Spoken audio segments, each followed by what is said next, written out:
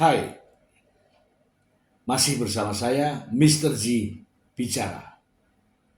Tentu saja bicara tentang kebenaran berdasarkan fakta, data, dan realita. Tentu saja ada sumber informasinya. Teman-teman, gugatan cerai Baim Wong di Pengadilan Agama Jakarta Selatan telah melalui beberapa tahapan proses persidangan. Begitu banyak pernik-pernik dan intrik dalam sidang tersebut. Tuduhan perselingkuhan menjadi pokok perkara. Namun bagaimana jika tuduhan adanya perselingkuhan itu tidak bisa dibuktikan?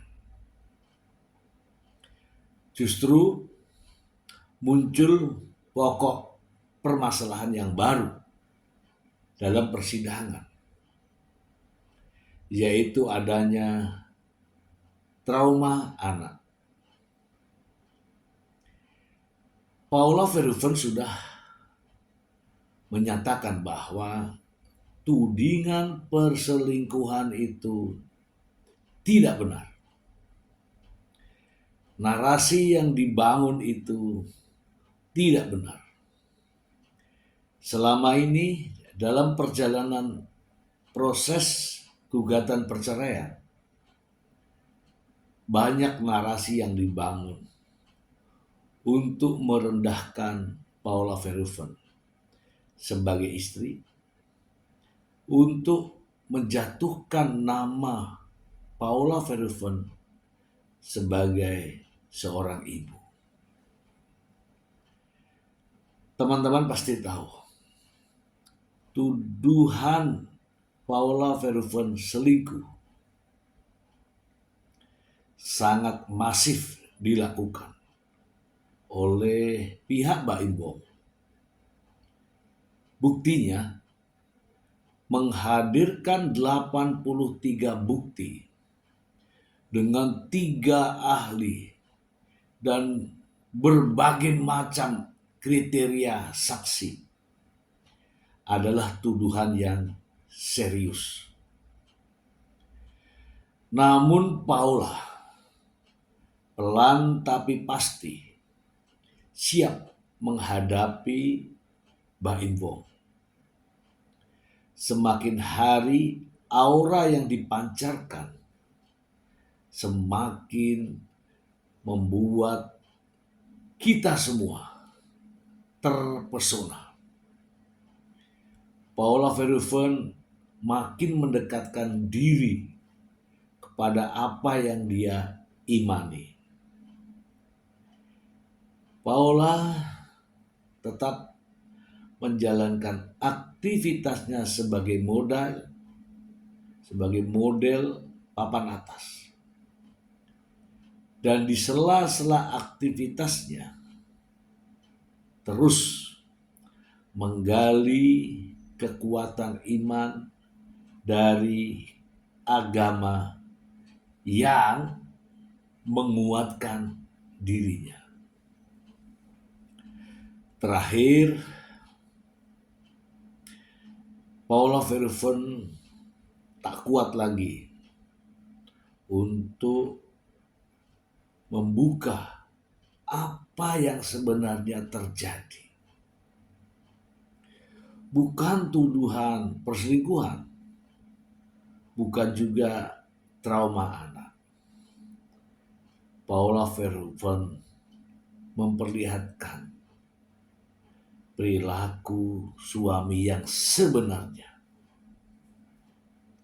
Walaupun Paula Verhoeven sampai saat ini masih menghormati suaminya, masih menghargai ayah dari anak-anaknya, dan masih menutupi aib yang sebenarnya.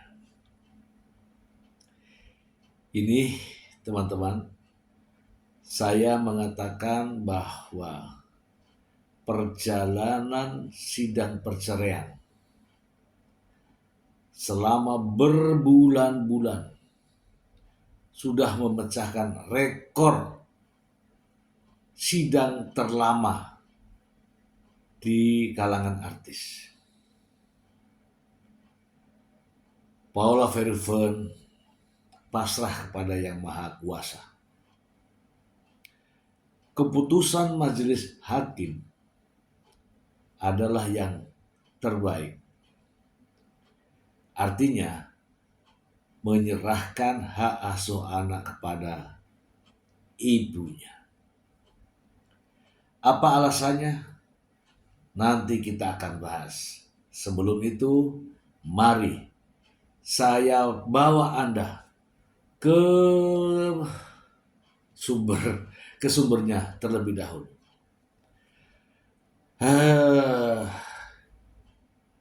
Inilah perjalanan hidupnya. Langsung saja dari sumbernya teman-teman, dari Kompas.com. Hati Paula Verhoeven tersayat-sayat. Sikap kedua anaknya berubah selama 6 bulan terakhir.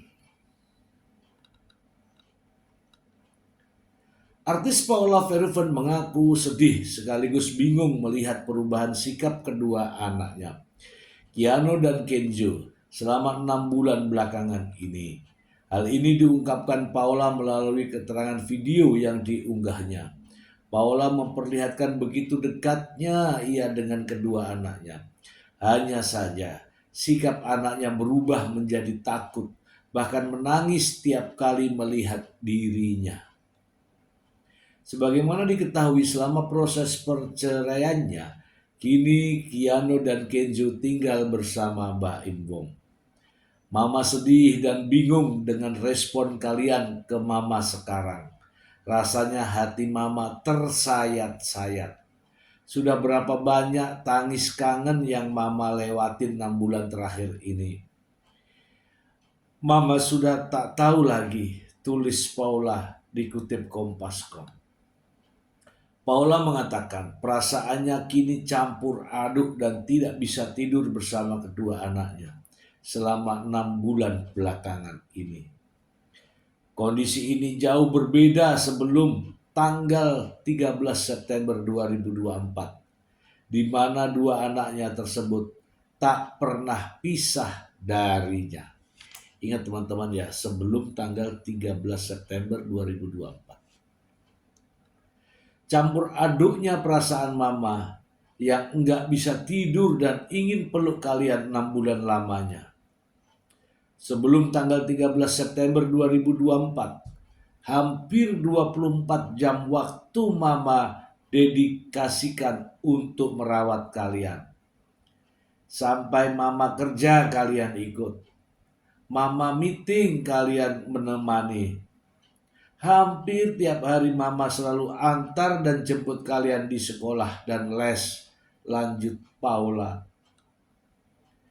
Paula mengaku rindu dengan kebersamaannya bersama anak-anaknya tersebut, terutama momen sebelum tidur, karena ia dan anak-anaknya kerap bercerita, bercanda, dan berdoa bersama. Aduh, gak kuat lagi teman-teman, susah. Cuman membaca loh, saya tuh kok bisa meleleh. Kangen direbutin sama kalian. Kangen momen tiap malam bertiga sebelum tidur kita di kasur. Cita-cita, bercanda, dan berdoa. Itu semua adalah momen paling berharga yang mama punya selama 5 tahun terakhir sama kalian. Masya Allah. 5 tahun terakhir itu pernikahan ini. Paula tak menampik. Ada kalanya ia ingin menyerah untuk memperjuangkan anak-anaknya. Hanya saja ia tak bisa merelakan hal itu ketika melihat perubahan sikap anaknya setiap kali melihatnya. Paula heran dan bertanya-tanya dengan perubahan sikap anaknya tersebut. Subhanallah. Kita bahas ya teman-teman ya. Mohon maaf ya teman-teman ya. Saya itu kalau menceritakan hal-hal semacam ini, bukan hanya Paula, entah siapa saja, silakan. Bercerita yang sedih-sedih pasti langsung cus begitu. Air mata saya mudah meleleh kalau diceritakan hal-hal semacam ini. Ya mungkin karena latar belakang saya hidup ya di antara kesedihan dan kesusahan. Oke teman-teman, kita bahas ya. Di video yang lalu ya, di video yang lalu saya menyampaikan kaitannya dengan mohon maaf ya, di video tersebut saya menyebut Keanu sementara namanya itu Kenzo. Kenzo itu menangis dan mengucapkan kalimat yang betul-betul tidak bisa diungkapkan. Mengatakan bahwa mama jangan kesini, nanti papa marah. Ya kan? Nanti mama dimarahin papa. Itu dalam sekali teman-teman. Entah kalimat ini dapatnya dari mana. Tapi itu adalah keluar dari mulut kecil sang bocah. Ini bisa saja andil dari Mbak Ibu, bisa juga andil dari pengasuhnya. Bisa juga anak ini sudah peka dengan perasaannya, melihat kondisi.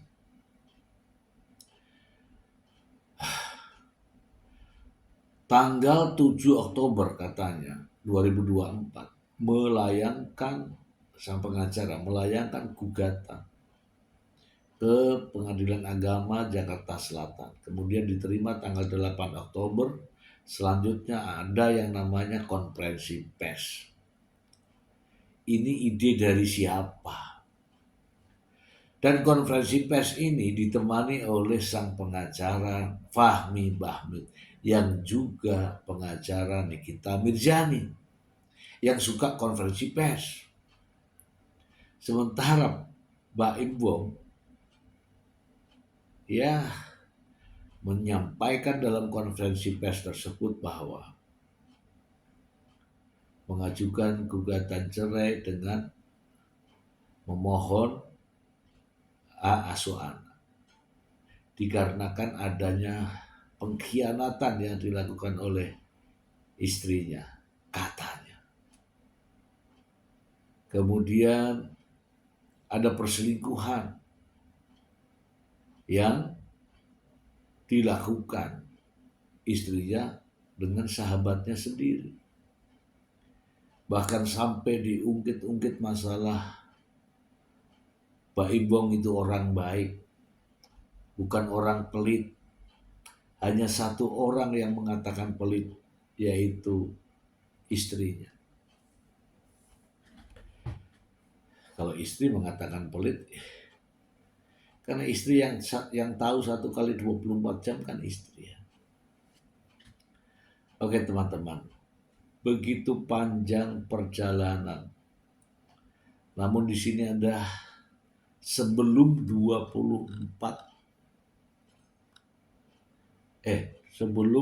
13 September 2024. Artinya 1 bulan perjalanan sebelum Mbak Imbong menggugat cerai. Kalau tidak salah ini adalah sepulang umroh mungkin. Ya sepulang umroh. Ya pokoknya dari situlah ada apa dengan ya selama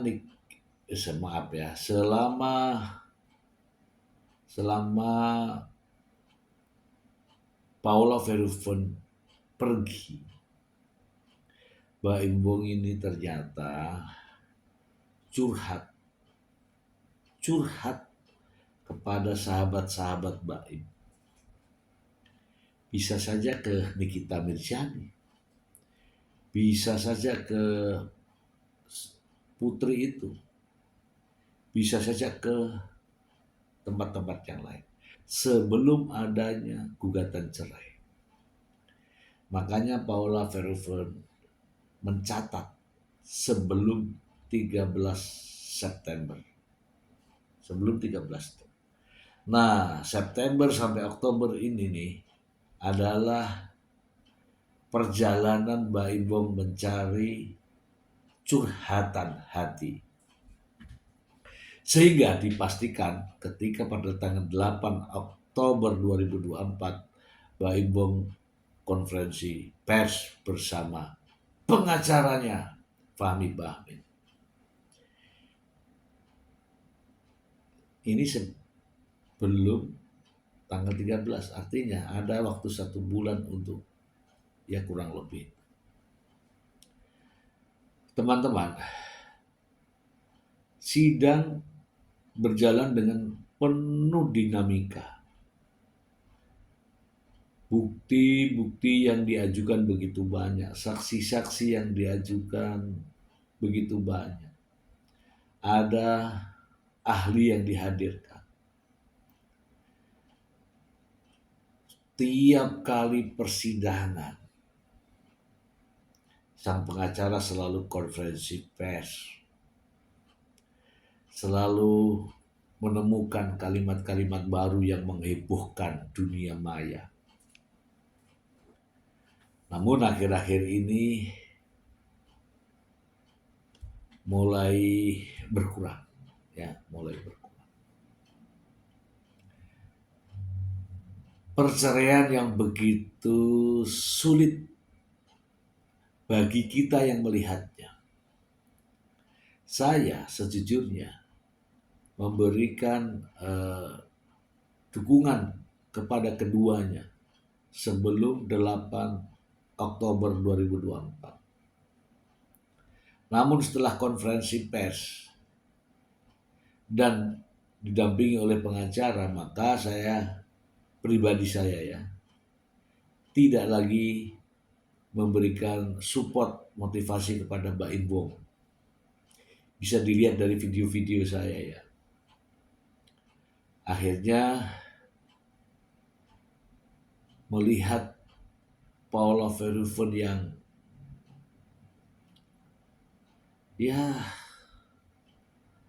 sepertinya dipandang sebelah mata, maka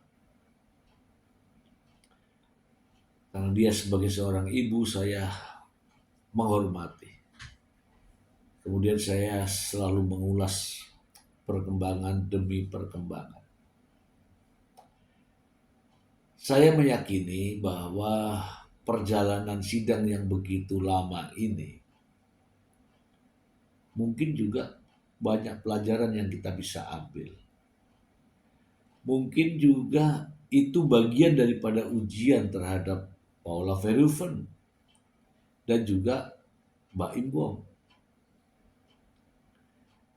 Ketika ini adalah menjelang sidang putusan, ya bisa saja pekan depan diputuskan karena waktunya sudah selesai.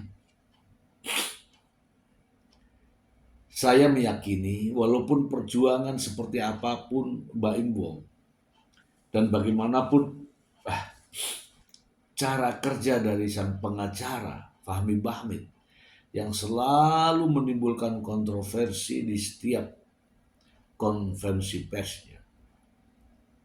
Banyak hal kan. Ada mulai di bukan muhrim, syariat Islam terhadap Paula Verhoeven, tidak berlaku pada Mbah Imbong. Kemudian ada saksi fakta, saksi kunci, saksi gembok. Kemudian ada di tempat yang eksklusif, ada melakukan sesuatu yang sangat dan sebagainya. Banyak hal yang membuat kontroversi di media sosial. Kasus ini adalah kasus perselingkuhan sehingga Mbak Imbong menggugat cerai. Seharusnya fokusnya kepada perselingkuhan, bukan kepada yang lain. Bahkan mengatakan bahwa ada trauma anak. Sebelumnya mengatakan trauma healing. Terus selalu ada. Namun Paula tetap dengan tegar menghadapi semua ini. Prinsip Paula Verhoeven adalah diam itu emas. Maka Paula Verhoeven selalu diam. Tidak pernah mengeluarkan kalimat apapun ketika ditanya sama wartawan. Karena pada dasarnya Paula Verhoeven bukanlah selebriti yang dari kalangan artis yang ingin diliput di berbagai media. Latar belakang Paula adalah model, ya, model, sehingga pandai, ya, membaca gerakan-gerakan lawan bicara. Dari perjalanan kasus tidak pernah ada informasi apapun terkait dengan adanya perselingkuhan. Tidak pernah ada informasi apapun terkait dengan adanya perselingkuhan. Bahkan seseorang yang berinisial Niko Surya yang dikabarkan sebagai selingkuhan dari Paula Verhoeven pun hilang entah kemana. Apakah dia bersembunyi atau dia disembunyikan? Apakah dia masih ada atau dia telah tiada? Tidak ada yang tahu. Sampai sidang terakhir pun tidak pernah muncul yang namanya Niko Surya. Saya, mungkin teman-teman juga berpendapat bahwa perjalanan sidang mungkin lama. Pak Ibong berharap apa yang diinginkan dikabulkan. Namun Paula dan tim pengacaranya menyikapi dengan cerdas. Saya meyakini hakim akan memberikan keputusan hak asuh anak ini kepada Paula Verhoeven. Apa dasarnya? Pertama, tuduhan Baim Wong terkait dengan perselingkuhan tidak dapat dibuktikan. Siapapun yang mendalilkan maka berkewajiban untuk membuktikan. Kedua, dalil baru muncul, adanya trauma anak. Ini serius. Sehingga Baim Wong menghadirkan 3 bahkan 4 ahli anak untuk mendukung apa yang dia sampaikan terkait adanya trauma anak. Lagi-lagi kita begitu banyak melihat visualisasi anak-anak Paula Verhoeven tidak trauma. Sidang terakhir, kehadiran ahli dari Paula Verhoeven menimbulkan perbincangan di publik, yaitu adanya kekerasan fisik. Ini menimbulkan begitu ramai di media sosial. Apakah ini strategi? Apakah ini menguntungkan Paula? Ataukah ini menguntungkan Baim Wong? Tentu saja ini menguntungkan Paula Verhoeven. Hakim melihat ini. Terakhir, Ada video yang beredar di berbagai media sosial. Putra Baim Wong, Kenzo, mengatakan bahwa seolah-olah ingin melindungi mamanya dari kemarahan papanya.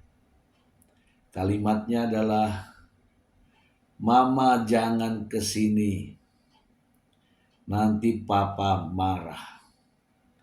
Mama jangan di sini, mama dimarahin papa." Dan ini sudah sampai ke telinga hakim.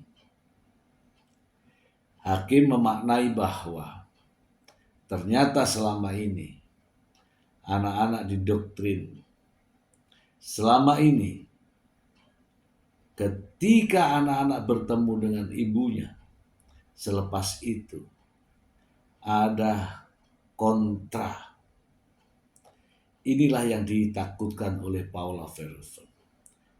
Selama 6 bulan terakhir, perkembangan anak sangat memprihatinkan. Sehingga Paula merasa sedih dan menangis. Itulah hati seorang ibu. Dan hakim juga pastilah mendengar apa yang saya sampaikan ini. Ini adalah ungkapan Paula ya, yang saya membuatkan dalam bentuk reaksi ini.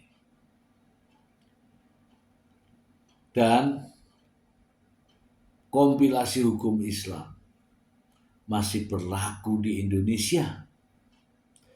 Di berbagai pengadilan agama, kompilasi hukum Islam dijadikan pedoman.